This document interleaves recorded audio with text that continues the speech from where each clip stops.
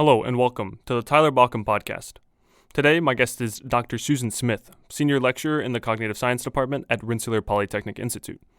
At RPI, Susan teaches a variety of courses, including bioethics, philosophy of race, and philosophy of biology and sex.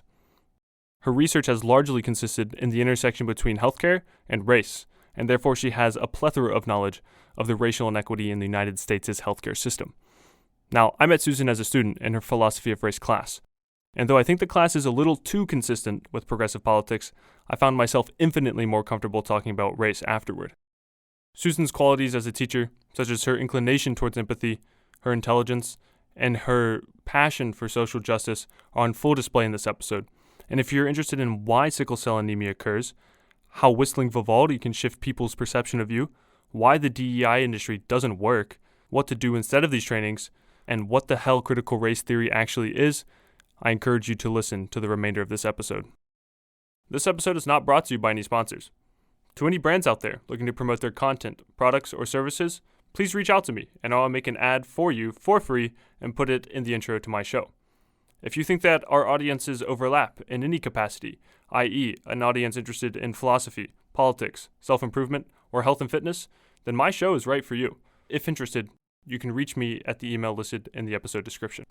I want to start reading a quote before episodes because there are things that people of the past have said that strike us in so powerful a way that we cannot ignore the content of the message. The quote I want to give today is something I encountered in the readings of William Du Bois in Susan's class. I may not be the person to read it, and it may feel awkward hearing it, but I think it should be shared with the world. Here it is. For the development of Japanese genius, Japanese literature and art, Japanese spirit, only Japanese, bounded by one vast ideal, can work out in its fullness the wonderful message which Japan has for the nations of Earth.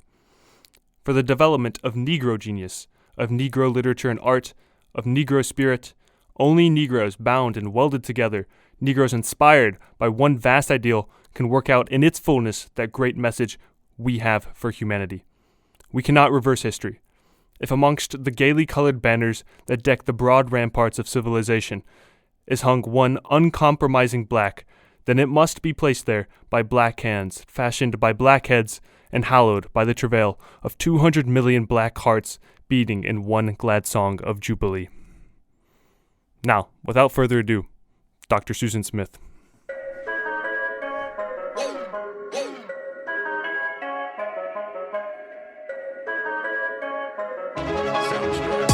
Why isn't it the case that race is biological? Why isn't it the case that race is biological? So, understanding race as biological or not is an interesting. This is an interesting question, and I'm pausing already because I want to make sure I speak properly about this. So, let me start by saying there's no gene for race, and this might seem like an elementary point to you, but it's really not. When you think about the general population, race is widely considered biological, whether people will say it explicitly or whether it's an internalized type of bias, that we have such a history of what's called race science, that it's become embedded in the way we think about race.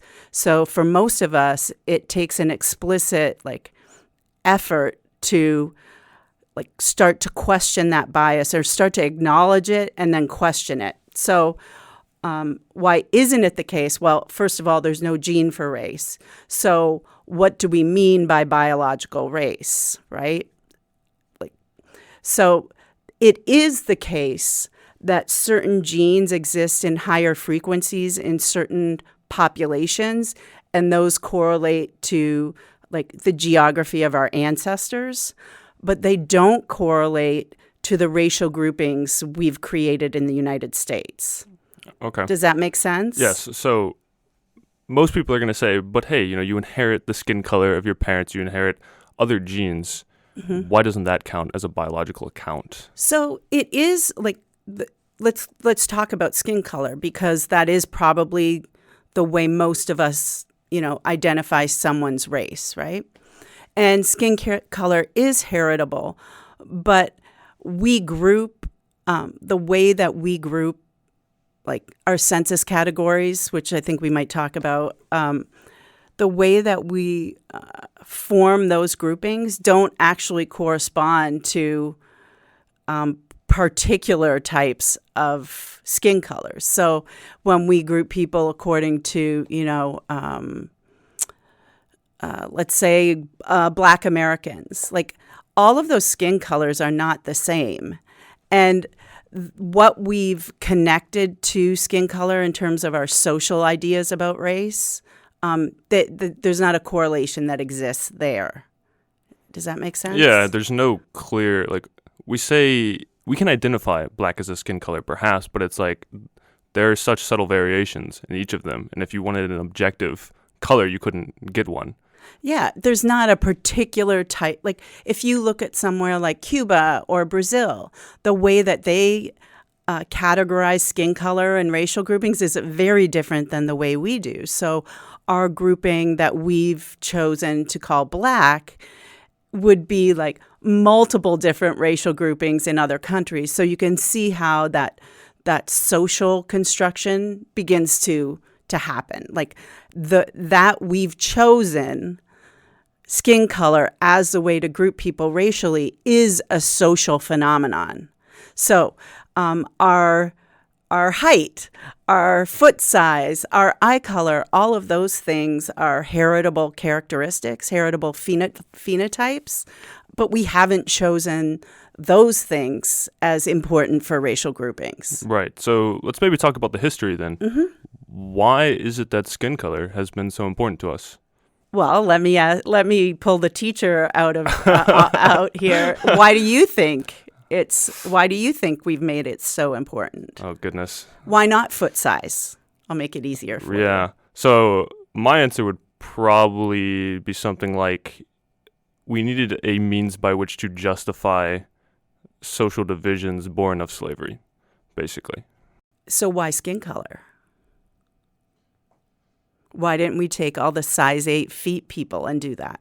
Well, where were our slaves coming from? Our slaves had a pretty uniform skin color. And so there was a very obvious class of people at the bottom. And then I suppose it was convenient to keep them at the bottom.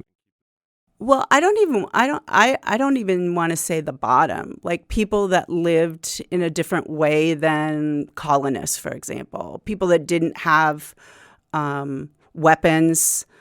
Like if I think about, I've been doing a lot of research into Indigenous Canadian history recently and the way that Indigenous populations have been treated in Canada. And why were they oppressed? Why were they, made to live on these very remote, small areas of land? And that's because they lost the battle, right? They didn't have the same kinds of weapons that Anglo-Saxon colonists had. And it's just, so I'm just like, I want to say that this idea of the bottom, right, didn't happen until colonization started, right? Yeah. Right? When I say bottom, I mean like once they have arrived, they are at the bottom of the social hierarchy. They're because, oppressed. they're slaves. Yeah, absolutely. Okay. So yeah, what is your account then? My account of race? Or why have we chosen to focus on it so much? It's because it's obvious, because it's easy, right? And we seem to want, it seems to be human nature to want to categorize things. And then once we start to categorize them, we start to create hierarchies. I mean, different typically means better or worse, not,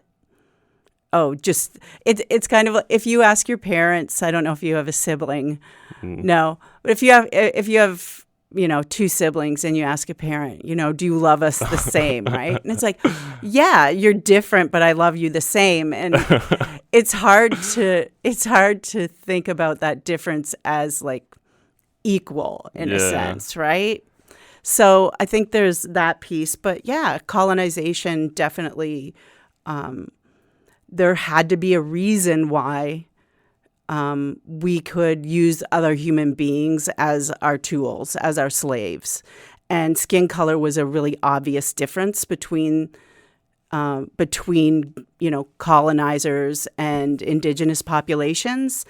And so that was used to justify the oppression of those groups. And so skin color then became code for all kinds of other things that weren't necessarily different, right? Like things like intelligence, which we can't even quantify or define, but somehow there was this racial science quest to show that like there was a racial hierarchy in IQ, and that was always debunked. Like it was debunked throughout the, late 1800s through the 20th century, and then late in the 20th century, I'm an undergraduate student, and there's a professor, 2 hours down the road at another university who brings it all back again. Like the idea that published a paper on racial hierarchies and IQs.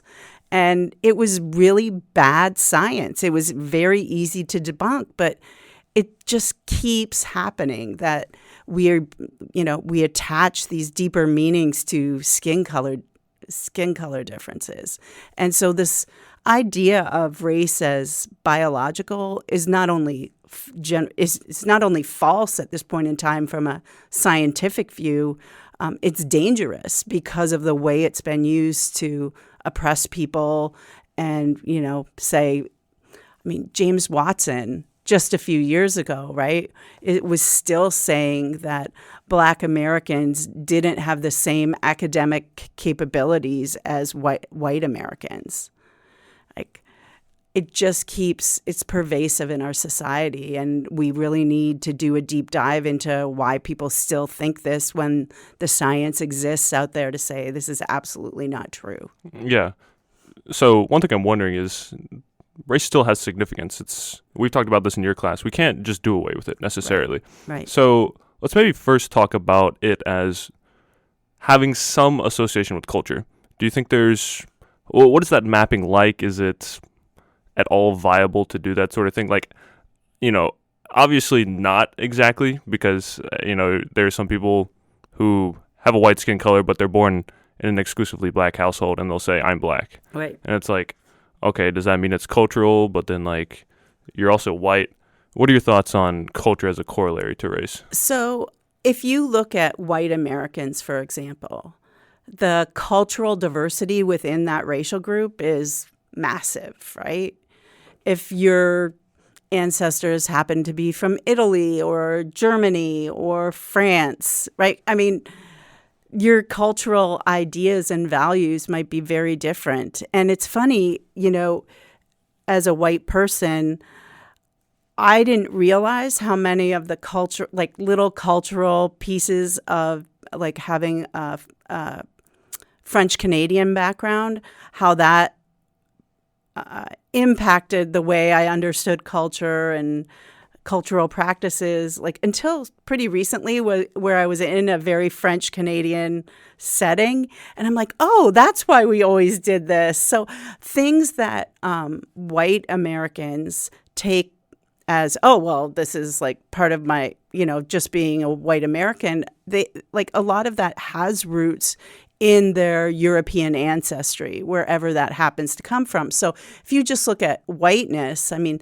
the cultural diversity within that group is huge. And it's the same for other racial groups. My gosh, if we're going to use the census categories today, just as a basis for racial groupings, if you look at the category of Asian Pacific Islander, the cultural diversity within that group is probably more complicated than any other racial group, because there are about 127, to be like just as a round number, right? 127 different like ancestral lineages that comprise that group, right? So you have Japanese traditions, you have I don't know how many different Chinese cultures exist, and even I'm thinking of my Kazakh friend who is classified as Asian and has even like very very different cultural ideas than, someone we would classify as Chinese. So I don't see the correlation there. I think my favorite definition of race is Jorge Gracias, who I know you're smiling because he's my hero. Yeah. But his idea combines the fact that we classify people by skin color, by heritable traits, and that also is social in the sense that we've chosen particular traits to classify people by. Okay. So for your example of a white person being adopted by a black family and growing up in that whatever that culture is, right, for that black family. Well, Jorge would say, Gracia would say that person actually is not black because our notions of race are connected to these phenotypic features, right? Culturally, they might identify with whatever that particular culture is they're raised in, but racially they're not black because clearly, their skin they would be identified as white. Okay. So your own identity, your conception of yourself doesn't matter in this context. It's you are X because people think you are X. Right. So if we have chosen socially certain features about people that matter in their racial identification. So things like skin color, hair type, nose shape, eye shape, things like that, right? And I know this is a podcast, so people can't see me, but I'm white. My racial identity is white. Both of my parents are white. So if I walked around and said, I'm black, people would think I didn't know what I was talking about, right? Right. So race is a social construction. So if I don't, it doesn't make sense in terms of our social understanding of race for me to say that I'm black when I clearly don't have any of those characteristics that we've chosen to identify with racial classifications. Okay. I don't know if you're comfortable going down this track, but I've been doing a thesis with another professor here, John Milanese, on gender. Mm-hmm. And we tend to think of gender similarly, in that it's a social construct. But we can't do the same thing, it seems, where we're like, you are a woman because you are seen as a woman. There seems to be something different there.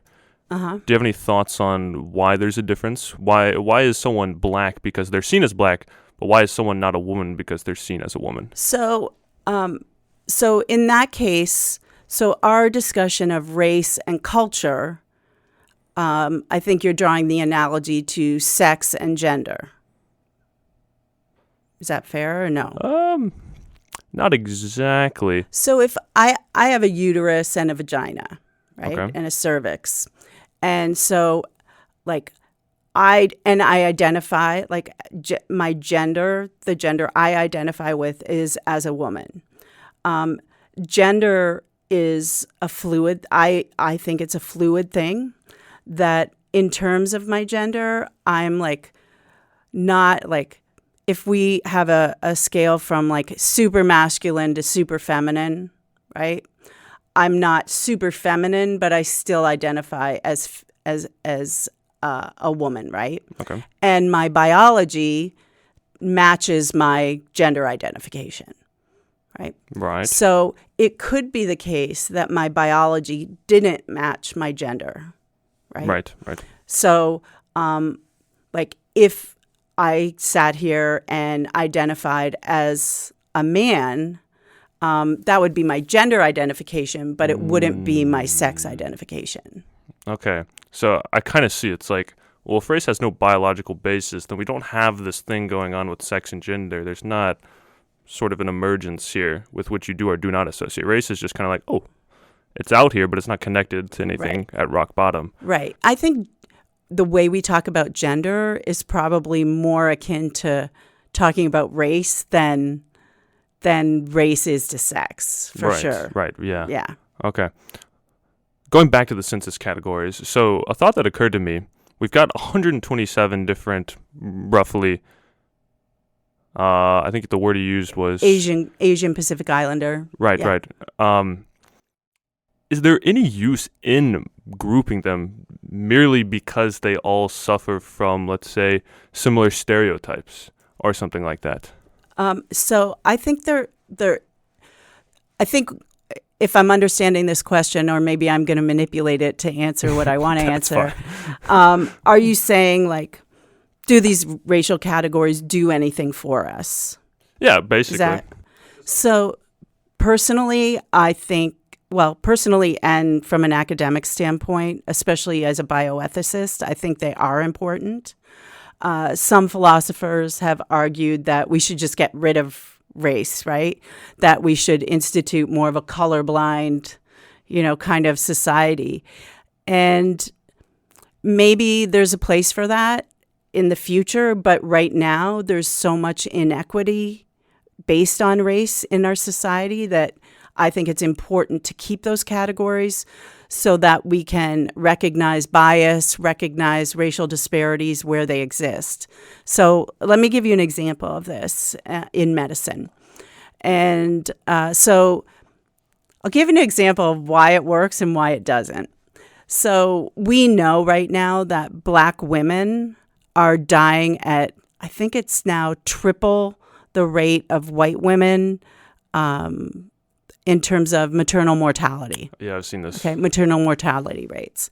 So it's very important to know that that's the case so that we can figure out what's going on there, right?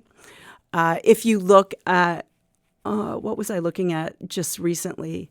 Sterilization rates, like forcible sterilizations. Okay. Like if you stratify that by race, like what happened in Canada, Indigenous women were being sterilized at 3 times the rate of white women. And the reason for this isn't happening anymore, but the reason for the sterilizations was that if people were seen this is part of the eugenics movement, if people were seen as possibly unfit parents based on like cognitive or physical differences, that it was okay to sterilize them because they wouldn't be able to take care of their children. And so this was widely accepted for a while, right?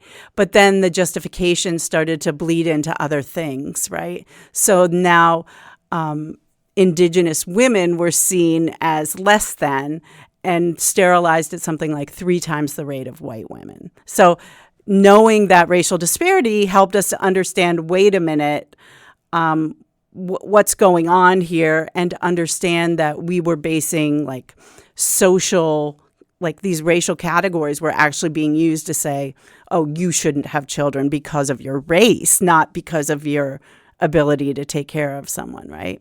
Yeah. And if you go look in the literature in medicine, it's all over the place, the racial disparities, right? But our racial categories are so rough. And I don't have the exact numbers here, but say hypertension in Asian populations is typically higher. But if you look in at the different types of groups within that Asian population, so if I look at indigenous Hawaiian populations versus Japanese populations versus people from Sri Lanka or whatever, right? The rates of hypertension are widely different. So they all come out as, oh, Asian Americans have higher hypertension rates. But really, there are certain groups within that population that have wildly higher hypertension rates, and that's getting buried in a sense because of the racial groupings. So the way we've done it is rough, and it doesn't always do well because like I'm saying with the hypertension, but in terms of someone experiencing like high blood pressure because of the racial discrimination they face, you can see how the groupings might work in terms of medicine, right? Yeah. But now we have an argument for way more categories, right? Mm-hmm. Like potentially 127. is there any reason not to do that? Like, why not just get as nuanced as possible? So I think that this gets at what people in medicine are talking about in terms of personalized medicine. So right now, the way we do medicine, the way we diagnose people, the way we treat people is we do it through induction, right? We figure out, what's working for most people. And that's the first thing you try. And my easy example of this is like for an ear infection, okay? This isn't related to race at all. Okay. But a child comes into a doctor's office with an ear infection, and maybe there are a whole bunch of ear infections in children going around. And the physician says, oh, amoxicillin has been working, so let's try that first. And then a week later, the parent comes back and says, well, this didn't work. Okay, for the people that didn't work in, we've been trying Zithromax.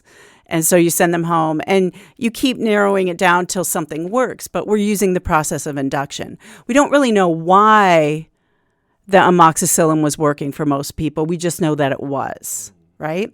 So ideally, we get to the point where we can know what kind of bacterial infection is going on, and then know exactly what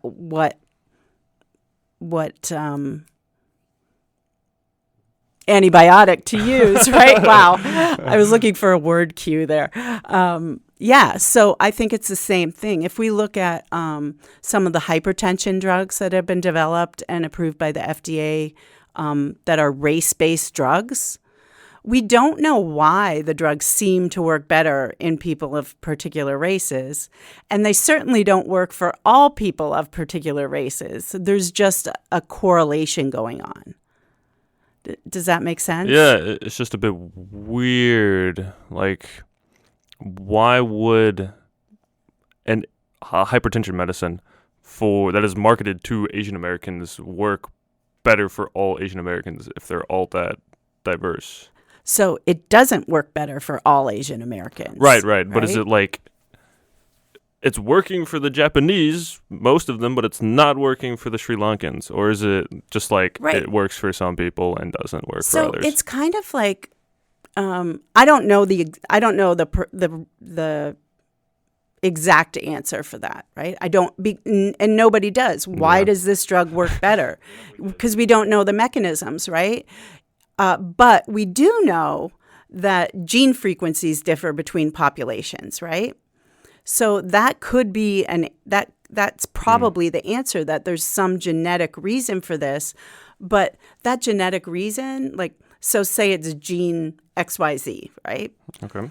And that gene is more frequent in a certain population, then that drug, if that's the only reason that drug works, then it's going to work best in that population, but it's also going to work in some other populations too, just maybe at a lower success rate, right? So it doesn't work for, let's say, Hawaiian descended indigenous Hawaiian populations. Maybe there's a higher frequency of a particular gene. So if that medication works because of that gene, then you're going to see a higher efficacy rate in that population. Yeah. But that gene's going to occur in other populations as well at different frequencies. So it's going to have different success rates in different groupings. But the groupings don't necessarily correlate to race. They might correlate to ancestral lineage. So if we think of something, maybe the easiest example of this is sickle cell anemia and the way that occurs in our populations, right? Yep. So I know I've talked to you about this a million times, but just for the sake of our discussion, I think it's important, right? Very, very. So sickle cell anemia in the United States was for decades thought to be a black disease, right? And sickle cell anemia is a monogenic recessive disease. So you need 2 recessive copies of the sickle gene. If you have those, then you will have sickle cell disease, right? Well, there's a reason why that gene wasn't, it didn't evolve out of existence, right? Because if you have one copy of that gene, you have more of a resistance to malaria. Okay? So because malaria needs like big, fat, round, oxygenated red blood cells to infect and be carried around the body, people with sickle cell, they're not going to get malaria because they don't have enough big, fat, red blood cells, right? Their blood cells are sickled, and they're not good for malarial parasites. But if you have sickle cell, then before there were treatments for it, you would die very young before you even reproduce. So why did this gene hang around, right? If it was killing people? Well, if you had one copy of the gene, then malaria, either you didn't get it or you got it very mildly because it didn't have enough of the big round red oxygenated blood cells, right? So those people didn't die from sickle cell and they didn't die from malaria. So anyone who's descended from ancestral populations that lived in parts of the world where malaria was prevalent have a higher probability of having sickle cell anemia or being a carrier, having sickle cell trait, right? So if you look at a map of the world where malaria was most prevalent and is still most prevalent, right? You see that certain parts of Africa definitely, had malaria, but also parts of the Mediterranean and parts of the Middle East. And so those populations, like people descended from those populations, have a higher probability of having sickle cell anemia and sickle cell trait. Right. So not all of them, but more of them than, say, someone whose family descended from, northern Russia. Yep. Right? So you can think about, hypertension in the same way. But hypertension is even different because there could be cultural effects, like diet, cultural practices.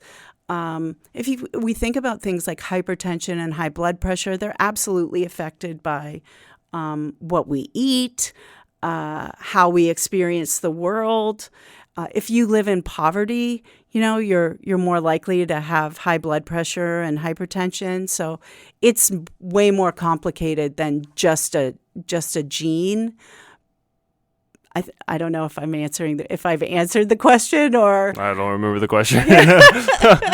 No, but there's a lot to talk about here. I've had thoughts racing through my mind. So when it comes to hypertension, you just mentioned that it correlates with poverty because just more stressful conditions. Mm-hmm. And that brings to mind the association of poverty with race to some extent. So we see these problems like 3 times the mortality rate in black mothers. And we see perhaps higher rates of hypertension.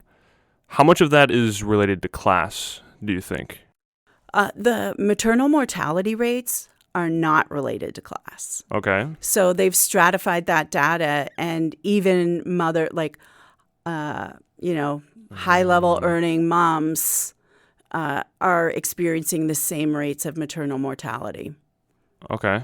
So what that tells me is it's some kind of bias in the system. We see this with women in general, that women are, their pain isn't taken as seriously. We see that a lot there are tons of pain studies with respect to Black patients, that they're being undertreated for pain. There's one study that showed, I think they looked at charts of, I want to say 1 million, but it seems outrageous to say that number. But they looked at pediatric appendicitis cases. So they did a retrospective study and stratified the data by race and looked at the prescription of pain medication. And Black pediatric patients for appendicitis received no or little pain medication compared to their white counterparts. The statistics were overwhelming that they received either no or little pain medication while their white counterparts received, adequate pain medication.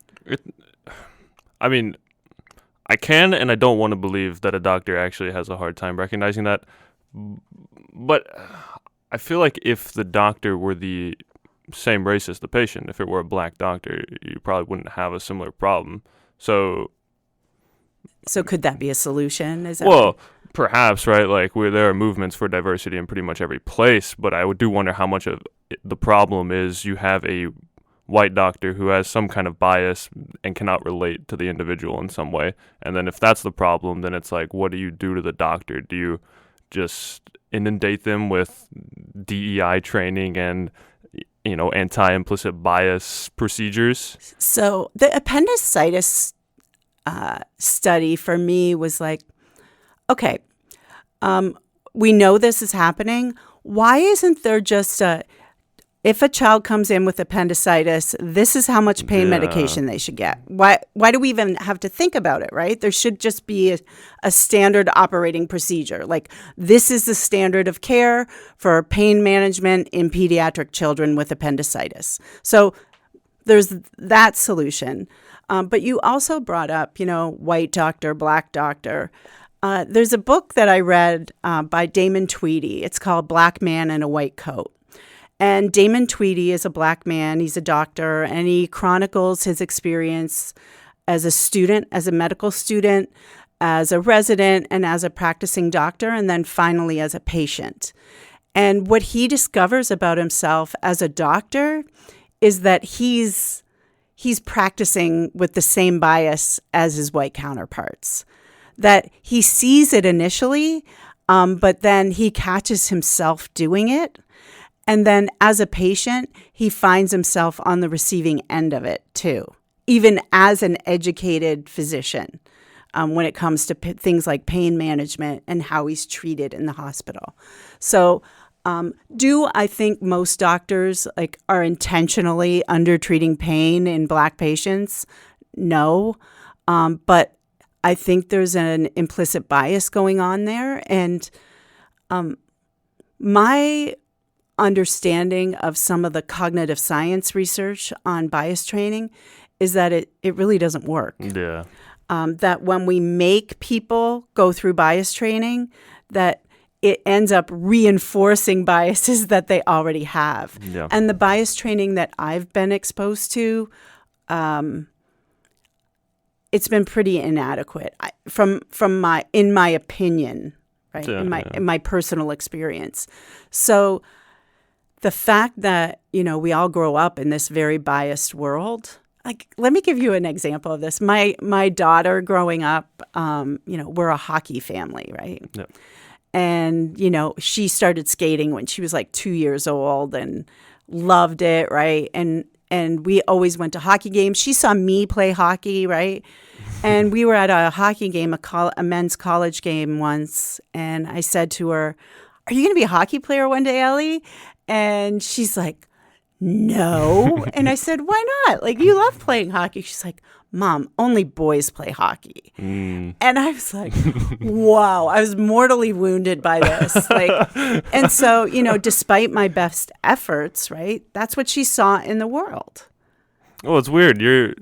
She knew that you played hockey. Right. And she still thought that. Yeah. It's crazy. I mean, I think about, I'm going to give you lots of media references here, but like the Damon Tweedy book it's such a good, I think narrative is super important. If we really want to learn about things like bias, we have to be intentional about it, and hearing stories, hearing people's narratives and first-person accounts, I think is a very effective way to at least make people aware of what this looks like from different perspectives, right? So I think about Serena Williams' documentary, Being Serena. It's 6 years old now. And she's chronicles, becoming pregnant and playing tennis, and then being a mom and trying to play tennis, right? And all those challenges. But one of the episodes is the birth of her first child. And Serena Williams, I mean, if you say that name and everybody knows who I'm talking about, right? And I would say she's one of the most powerful women in the United States, if not the world, right? Powerful in terms of she's got a platform that she uses and speaks from. Powerful in the sense that she, from a financial perspective, she's very well off, right? She's a well-educated woman. I don't know. I aspire to women like that, use their platform and use their place in the community to help other people. And I feel like she has that personality. Like if Serena says, do this, you do it, right? So, and maybe I'm like, there's a little hero worship going on here. But regardless, so she has her baby, and she has a history of pulmonary embolisms. She's had pulmonary embolisms before. I believe it's like a blood clot in your lungs. Okay. And they can kill you if you don't catch them, right? So she has the birth, goes pretty well, and she's recovering, and everything's, happy, and she starts to not feel well. And she calls the doctor in and says, I think I have a pulmonary embolism. She says, I've had them in the past. This is what it's felt like. And they don't listen to her. And she's at the point where, she's practically yelling, like, I know I need this test. Please do it. I know what this feels like. And she has to repeat herself over and over and over. And they finally do the test, and she has one. And they treat it, right? But if they hadn't listened to her in the end, she probably would have died. And I think about this from, if we look at these statistics, if women aren't being listened to, like that's definitely contributing to these maternal mortality rates. So you asked the question about, does socioeconomic class matter? Yeah, not really. Well, when I hear the story of Serena Williams, I understand why one would extrapolate it to race or to her being a woman, but it's very easy to generalize, no? Even though we have statistics. Like, what about that story made you think, like, yeah, there's probably some bias going on the doctor's part? Mm-hmm. What about that sort of signaled that? Like, why not just, like, bad doctor or, common medical suspicion of the patient's own claims? Right. So this is just, one example. But when you know what the statistics say, this could clearly be, could it be a bad doctor? I don't know. I mean, I don't think that Serena Williams just chose a random OBGYN, right? So I don't think that's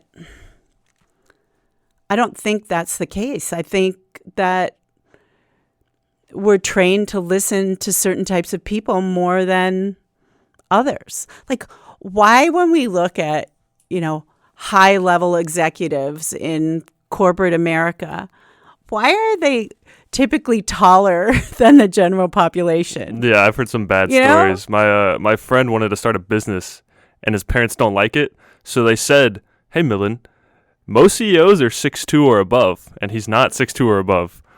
And that was like, whoa, that sucks. That's really rude. Well, yeah, so there's something going on where people are in places because of the way they look. Mm-hmm.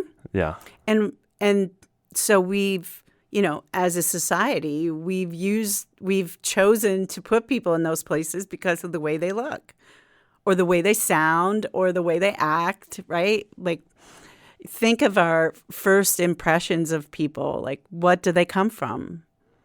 There's another great book called Whistling Vivaldi, and it's written by the former president of Colombia, whose name escapes me right now, but he is a black man. And he talks about cognitive bias in this book. And the title is awesome because he noticed, like, walking down the streets of New York City as a black man, that people would cross the streets when he was coming, like if there weren't a lot of people around. And so he started whistling Vivaldi while he walked, and he noticed that people stopped crossing the streets. And again, it's just an anecdote, and he goes into like the research and the cognitive science behind this. But what is it about? Like, our first reactions to people, like these cues that we, unconsciously pick up and use to make judgments about them. Like, how do we become aware of them such that we stop making these assumptions? Yeah. It's odd because sometimes, like, these sort of assumptions aren't going away. We're human. This is how we make estimations of people and keep ourselves safe to some extent. And occasionally it's useful. In the case of a black patient, like, statistically, it is sort of more likely they'll have malaria. It's not, malaria equals black or Not no. malaria, but sickle cell. Oh, sorry, yeah. Yeah. Sickle cell. So in that case, the distinction is somewhat useful. Mm-hmm. But what's actually the most useful is, are you from a region of the world that had malarial presence? Right. But then we get into this conversation, it's okay, it's like, do away with race, focus on the most nuanced condition, the most accurate thing possible. And then we get into color blindness, right? So, like, is what we should be doing looking at the most specific conditions, or is race here to stay? What's wrong with color blindness? So for something like a genetic condition like sickle cell anemia, I mean, all you need to do is talk to a patient and get their family history, and you'll know that there was sickle cell in their family, right? You don't even have to know their ancestry. But we have genetic tests, right? We can do a genetic test. There's a controversy going on right now in the United States about whole genome sequencing of infants. So we've done for years newborn screening, right? And that started out with 2 or 3 tests for phenylketonuria was the first one. We don't have to get into the details of that, but race is irrelevant for something like a monogenic disease like sickle cell. Right? Okay. It doesn't match onto race. I got you. Yeah. Okay. But if we know that someone is experiencing discrimination on a daily basis, that is important. Like, it has important healthcare implications. I think there was a study done on black college students, males, and they were in this study exposed to, like, had an interaction with someone who was making racist comments, and the control group was an interaction where they weren't, and they monitored blood pressure throughout, right? And clearly the one that was hearing the discriminatory racist comments had higher blood pressure, right? So we still live in a racist society. There's systemic racism that exists that affects the way that we experience the world. Some of us have privilege because of that racism, and some of us don't, right? Okay. So I think that if we had color blindness, we can't fix that stuff. And Sally Haslinger is another philosopher at MIT, and she talks about this a lot. Like that, she doesn't talk about how to define race, but she talks about the need for it in order to work toward racial justice and social justice in general. Yeah. Is color blindness an ideal? I think so. If we got to the point where, we didn't have racism, that we didn't have systemic racism, that we'd broken all of that down, then then we meet people as they are, not judge them because of, phenotypic characteristics that don't say anything about the person that they are. So you just mentioned systemic racism, and that is often associated with the notion of critical race theory. Mm-hmm. So can you explain what exactly that is? Because I've been in your class and I still don't understand, and both sides like to weaponize that term. Yeah, it's become a political, talking point, right? Oh, yeah. We can't do critical race theory because it makes white people feel bad. Okay, so my understanding of critical race theory, which is really, okay, I have to digress a little bit here. When when people started talking about critical race theory, which has actually been around for quite some time, I'm like, what? I don't know what this is. What is this? And then I realized I've been doing critical race theory for years and didn't know it. My understanding of critical race theory is that when we teach our whole history, not just like whitewashed versions of U.S. history, that we can start to understand why we have racial disparity in society. So if we teach children not just, about the Civil War and, slavery was abolished, so all is good, right?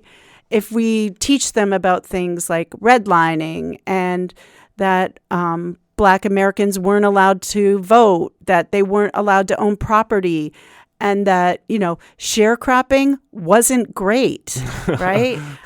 When we teach people about these things, then they can understand why the reasons behind mass incarceration, that we don't just look at, oh my gosh, why are so many Black people incarcerated?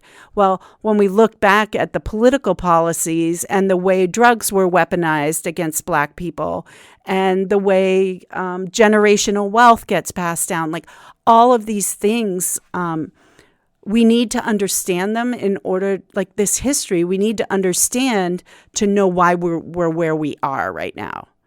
And maybe that helps us not repeat it. And maybe it helps us dismantle the system so that we can get rid of, the things that sustain inequity in terms of race. Yeah.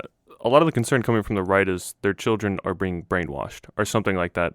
So A, is that a valid concern? And B, how do we accommodate that concern when it's like there is sort of a tone to what's being provided and that like you want them to understand that this inequity exists, but the resistance is like, I don't want this information forced upon me, but I don't disagree that I need it. So what's going on here? That's a hard question for me because I want to just say that's ridiculous. Okay, but I'll try and be a little more unbiased. Okay, so learning about history shouldn't be seen as like a weapon. And the other thing is, we're not teaching kindergartners about like redlining. Yeah. Right?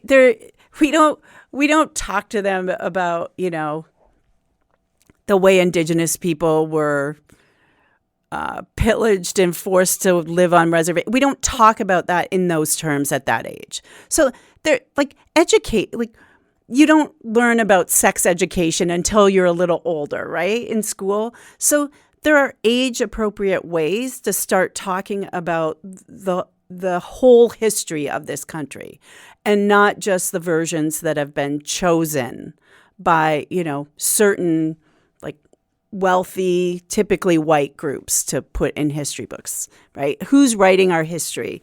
Because all of our voices haven't been heard here. Yeah. And you can see that in terms of sex and gender, especially in the history of science, right? That we really haven't talked about a lot of women that have been pivotal in discoveries because they weren't allowed to write. They weren't allowed to publish, right? Yeah. So we need to understand that to see why gender inequity exists in science, for example. And I mean, that's there are like 5 different ways I want to take this answer right now. But I mean, if you think about if you look at something like physics and the gender disparity that exists in physics, for example, we still have people saying things like women can't do science and math. Like Lawrence Summers at Harvard said it like 10 or 15 years ago, right? And you look at the tenure rates of women at Harvard during his presidency, and they're very low. So like all of those things, like we need to understand the way they affect decision makers and how they play out in statistics, because people need to know that it's just not a folk tale. Like, there's not a lot of women in science because they can't do science, like that implicit bias that exists. We need to understand why those disparities exist.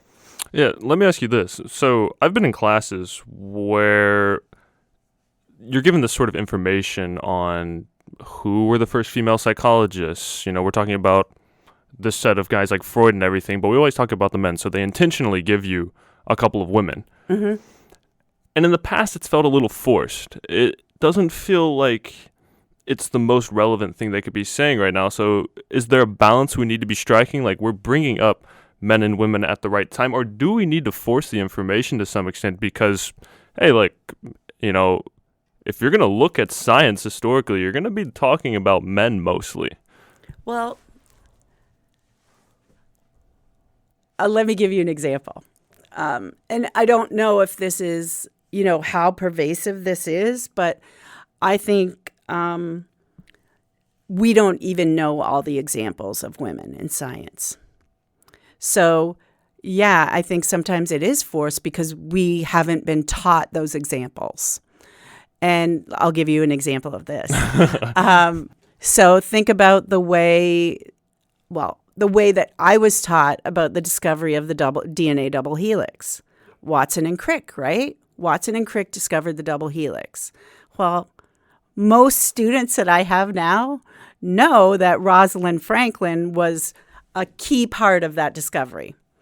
She took the X-ray crystallography picture that triggered their model building to represent a double helix, right?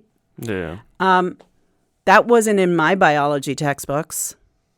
And through, what's funny is that it's usually reporters, journalists that go through the archives, that figure out that the entire history wasn't told. And this is happening, I teach bioethics, and we talk about human subjects research. And every year, new things are discovered about old experiments that were maybe run by the government or, hidden because they were done,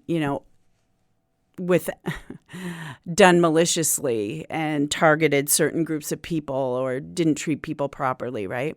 So I think that, it can be forced, but I think that we haven't been taught our entire history. Yeah, and it does feel like we're trying to be increasingly conscious, and we do things like DEI training to try and educate people in this way, but we alluded to this a little bit earlier. These sort of trainings don't work. So do you have any concerns about how equity is being monetized in a sense? And if that's not working, how do we do this right? So, I have a problem. This has become a huge industry now, right? And I want to see the evidence that it's working. Like, why are we putting all this money into trainings that, we really don't have the cognitive research to show that it's working? One thing that we've embraced a little bit at RPI, and we've had a lot of faculty go through training, is what's called intergroup dialogue, IGD. And it's not necessarily, it's about integrating social justice into our discussions, integrating identity into our discussions, recognizing that, we all have different lived experiences, and that means we see the world in different ways. And the way, I experience the world and act affects the way you experience the world and act. And that we need to be open to having dialogue, not debate, but actually dialogue, where we practice listening to one another and not just listening to respond, but understanding that, if I'm just sitting here waiting to talk, that I'm not listening to you, right? So having these difficult conversations in meaningful ways. And not just like going into a room and, hey, this is how you should think about the world, but actually taking the time to develop trust in a group and being able to have like conversations with people about their experience as a racialized person, about their experience as a white man, as a Black woman, as a queer person, like how these different identities affect us all. And I really think that if we start listening to people to learn rather than to respond or cramming stuff down people's throats when they're not in a position to, receive it, that's the best way to do this work. And I mean, I think like our class on race, philosophy of race, was a really good example of listening and learning about other people and how they experience the world. But it didn't start like on day one, we didn't have that community feel, right? You have to take the time to build that. And I think it can happen in classrooms. I think it can happen in workplaces where, you create these spaces, not safe spaces, but brave spaces where we're willing to have these kinds of conversations and willing to say uncomfortable things and not feel like we're going to be attacked for them, but like to have meaningful conversations, to use like when you think about how we speak and I have these conversations with people, not students, but like when you're having conversations just out in the wild. And, you talk about those people who are against critical race theory, right? And it's really easy to talk about people in those ways when, like, I always ask, well, who's they, right? Who's the they we're talking about? And to own your own statements when you're having these discussions, like, I think my experience has been, right? Rather than, well, masquerading my thoughts as, well, a lot of people think that, right? Like taking ownership for the words that are coming out of your mouth. So IGD, intergroup dialogue, and there's a much more in-depth definition of it. But I think like paying attention to the way we have these conversations is really important. Yeah, so instead of ramming certain ideas down people's throats, we just need to talk to each other and demonstrate that trust is available. There's this quote that it's hard to hate from up close. Absolutely. Yeah, and absolutely. And that's how we achieve this to some extent. Yeah. Susan, thank you for coming on. Is there any work that you've got coming up that you'd want people to know about? Anything that you're doing or any ideas that you want people to know about? Yeah, I have. I'm working on a paper right now about race in medicine and looking at how we can use it responsibly. So it's been a work in progress for a few months now, but I think in the spring I'll send it out to see if I can get it published. Probably looking at the American Journal of Bioethics for it, but fingers crossed that comes out okay. And then that probably has a paywall, unfortunately. Or no? No, it shouldn't. I don't know. Okay, I guess. Yeah, once it's hopefully published, not. we'll see. Great. Well, thank you for coming on.